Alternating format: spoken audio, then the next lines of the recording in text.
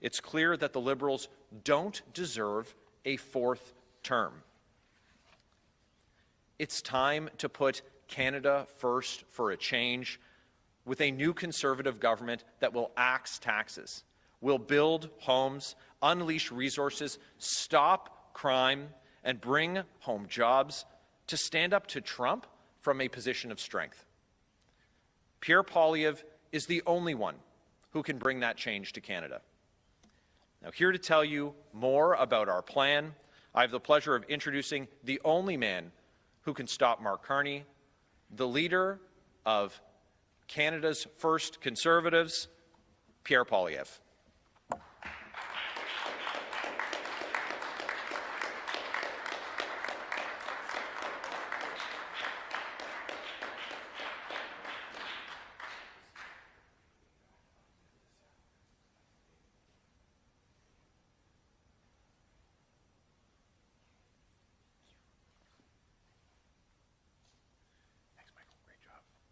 Merci beaucoup, Michael. Merci tout le monde d'être ici aujourd'hui.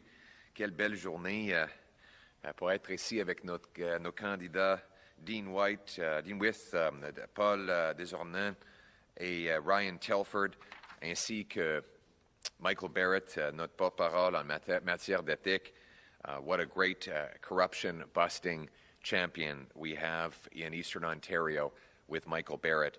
Thank you for all your hard work holding this government to account and tirelessly pointing out and exposing Liberal waste and corruption and Mark Carney's unprecedented conflicts of interest. Before I go into what I'm going to announce, let me talk about why I'm going to announce it. The reason that it's important not to have government corruption, conflicts of interest, and rampant waste is because the people always pay the price. When politicians get rich by making everyone else poor, waitresses and welders, truck drivers, and barbers end up paying the price and worse off. That's probably why Mark Carney is in hiding. Mark Carney is hiding again today in the middle of the election campaign he called, so that you can forget that the lost Liberal decade drove the cost of housing and food up and drove your wages and living standards down. That crime and chaos are overtaking our once safe streets. He wants you to forget that Liberal insiders like him have profited richly off of the misery of everyone else. He wants you to forget that Canada has had the worst housing inflation in the G7. The worst economic growth in the G7, the worst household debt in the G7, that $500 billion has left Canada for the Americans because of the economic policies Mr. Carney advised Trudeau to implement. He wants you to forget all of that. But he also wants you to forget that while Canadians were suffering, he and Liberal insiders were getting rich. They were benefiting off of the suffering. This is because of very powerful conflicts of interest that remain in place today and which Mr. Carney refuses to answer for. But let's just chronicle the corruption that we have witnessed in the last 10 years of the Liberals. Prime Minister Trudeau was found twice guilty of violating the Ethics Act, taking illegal vacations and interfering in corporate prosecutions. We know that the Green Slush Fund saw $1 billion largely handed out to government insiders, where the board members who handed out the money were also invested in the companies that got the money. Then there was the Arrive scam, a useless app no one needed that cost hundreds of times more than necessary and in the end didn't work, and no one was held accountable. The amount of money now spent on government contractors has gone up by well over 100% in a decade to over $20 billion. Roughly $1,400 per family is spent in federal taxes to fund consultants. Now, if you think for a second that this Liberal corruption is going to change with a fourth Liberal term headed by Mark Carney, sadly, you'd be exactly wrong. In fact, Mark Carney brings even more conflicts of interest. He's invested in a company that has money stashed away, billions of dollars stashed in overseas tax havens. He has a company that is in debt to the Chinese government-backed bank to the tune of $250 million. His company profited by his personal interventions to get handouts for investments they made in jet fuel and heat pumps. Now, his big solution to the Liberal housing crisis is that he wants the government to build prefabricated tiny homes. Well, his company is invested in prefabricated tiny homes. Clearly, this is not about helping young people own their own home. It's about filling the pockets of his investors and himself. Mr. Carney refuses to tell Canadians what investments he continues to own or even where he pays his taxes.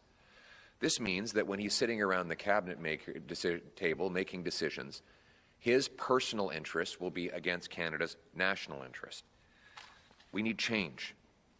Change so you can afford a home. Change so you can afford food. Change so your paycheck rises faster than your cost of living. Change so you have safe streets and crime-free communities again. Change so you can be confident that your government is working for you, not for wealthy insiders or for the politicians who are making the decisions. La raison pour laquelle Mr. Carney se cache aujourd'hui, c'est parce qu'il veut vous faire oublier que le coût du logement a doublé pendant les années libérales, que le coût de nourriture a gonflé et que votre chèque de paie est en baisse lorsque vos coûts sont en hausse. Il veut vous faire oublier les décennies perdues des libéraux, où le coût du logement a doublé, notre dette nationale a doublé, les files d'attente des banques alimentaires ont doublé, les aliments ont augmenté 36% plus rapidement ici au Canada qu'aux États-Unis, et nous avons eu la pire croissance économique parmi le G7, le pire endettement familial parmi le G7 et la pire inflation immobilière parmi le G7. C'est ça la décennie perdue des libéraux. Il ne veut pas défendre le bilan qu'il a comme conseiller économique à Justin Trudeau, ni défendre les scandales entourant ses propres conflits d'intérêts. Si on choisit un quatrième mandat des libéraux, on va avoir plus de coups, plus de crimes et plus de corruption. Mais on peut changer avec un nouveau gouvernement conservateur qui va couper taxes et impôts, libérer nos entrepreneurs pour bâtir des logements et produire nos ressources naturelles, nous rendant plus indépendants face aux Américains. Nous pouvons avoir un nouveau gouvernement qui va rendre nos politiciens et notre gouvernement imputables. The last time we had a Conservative government, we were on the heels of a lot of other Liberal scandal. Who could forget the sponsorship scandal? We came to office promising an Accountability Act, and we delivered. We passed laws forcing more disclosure of government information, banning conflicts of interest, cracking down on insiders, setting up the lobbyist registry so that we knew who was paid to influence government decisions. And it worked for a while until Liberals found loopholes. We have to give them credit. They're very creative. As much as we tried to stomp out all the Liberal corruption, they went to work to find ways around the rules. So I'm announcing today that a new Conservative government will bring change by introducing the Accountability Act 2.0, designed to remove the loopholes that Mr. Carney and the Liberals are using to avoid accountability for themselves and for their party. We're going to put Canadians first for a change. We're going to have an accountable government for a change. We're going to have politicians and leaders who work for you, for your affordable home and food, for your safe street, for your paycheck, for a change. So let me lay out some of the elements of this plan. First, we will ban shadow lobbying.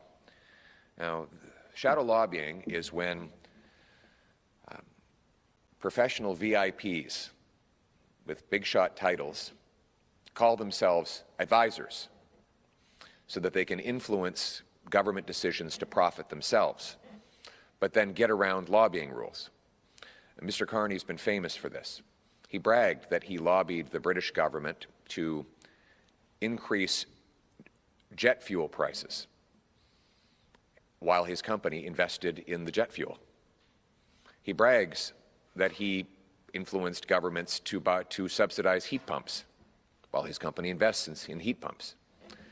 He says that he's going to reverse the Liberal housing crisis by having the government build prefab tiny homes. Well, his company is invested in prefab tiny homes. Using a fake title of advisor to push policies that enrich yourself while impoverishing everyone else is an unacceptable conflict of interest, and it is nothing more than glorified corporate lobbying that is unregistered.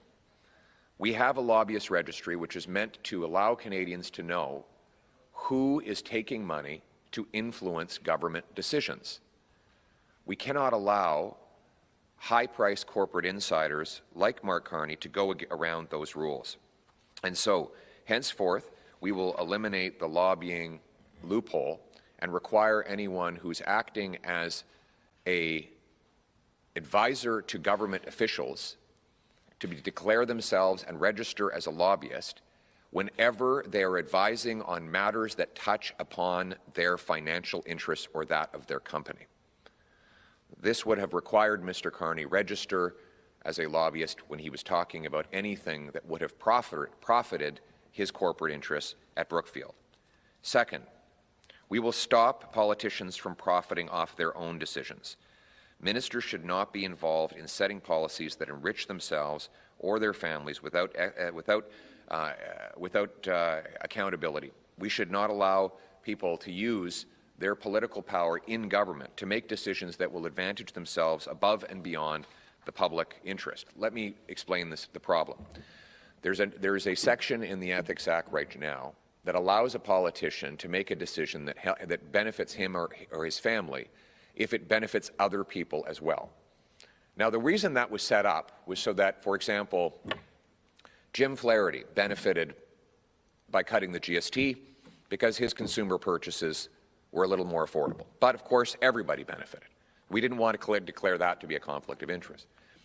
But it's been widely over-interpreted to allow, for example, Bill Morneau to make policies that affect insurance plans just because there are multiple companies that benefit from it and not just his.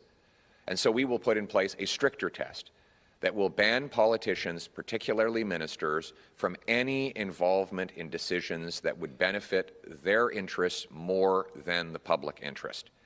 They would also have to declare these interests publicly and widely so that everyone knows. Third, we'll increase the fines for ethics violations to $10,000. No more slaps on the wrist. 4, tax transparency. Anyone running for office will have to disclose where they paid taxes for the last 7 years. In which country? Interestingly, one reporter has contacted Mr. Carney's campaign and said, have you been paying taxes in Canada personally? And his campaign refuses to answer that question. Seems like a pretty basic question. He's the Prime Minister of Canada, and he can't tell a journalist whether he pays taxes in Canada, whether he personally pays the same taxes that he charges everyone else? This is, I've never seen something like this in my life. And then you have his corporate interests, where we know he has cash stashed in Bermuda, in the Caymans, and other of the most flagrant offshore tax havens. So while he was advising Justin Trudeau to raise your taxes, he was dodging his. He still has those conflicts in place. How would you ever trust him to reform the tax system to make it fairer when he benefits from dodging his bills? Waitresses, truck drivers, manual laborers have to pay a much higher tax rate than Mark Carney's company, and he remains in that conflict. So he should have to reveal where he's paid his tax for the last 7 years. Fifth, We'll require cabinet ministers to divest fully from tax havens and disclose their assets to the Office of the Ethics Commissioner with penalties for non-compliance. No more so-called blind trusts that are only blind to the public. What does this mean? It means that when you're going into cabinet, including becoming Prime Minister, you would actually have to sell all the assets, turn it into cash, hand that cash over to a trustee who would then invest it from scratch, unbeknownst to you, so that you would not have any ability to know what interests you have that go against the public interest. Right now, Mr. Carney has handed over his Brookfield investments knowing they cannot be sold. So he knows exactly what he owns, but no one else does. And as a result, there is no blind trust when you know what's inside that trust. It is blind only to the public. He should have to sell and liquidate these investments and then have the cash reinvested without his knowledge so that he could not possibly act in his own interest and against the Canadian interest. Sixth, we'll require party leaders to disclose their assets within 30 days of becoming leader or require the Prime Minister to divest their assets within 30 days of taking that job. The Accountability Act 2.0 will put you first, your family, your affordable food, your affordable home, your safe street, your family, your country, your future. A new Conservative government will put an affordable life first for a change. We'll cut your taxes by 15%, saving the average family with 2 workers $2,000. We'll cut taxes on new homes by $100,000. We'll bring in a Canada First economic action plan to unlock our natural resources, build projects and infrastructure, empower entrepreneurs, unleash our economy, and reduce our dependence on the Americans so that we can stand on our feet and stand up to Trump from a position of strength. And we will put your quality of life first for a change by stopping crime and bringing back safe streets. We'll ban criminals with a 3 strikes you're out law, shut down drug dens, treat 50,000 people suffering from addiction. A new Conservative government will respect your hard work, honour your trust, and deliver results for you. We'll restore the promise of Canada, that hard work gets you a great life in a beautiful, affordable home, with good food, on a safe street, under a proud flag. Only a new Conservative government can bring change. We cannot afford a 4th Liberal term of rising costs and crime and a falling economy. Canada deserves better. Canada deserves change. Let's bring it home.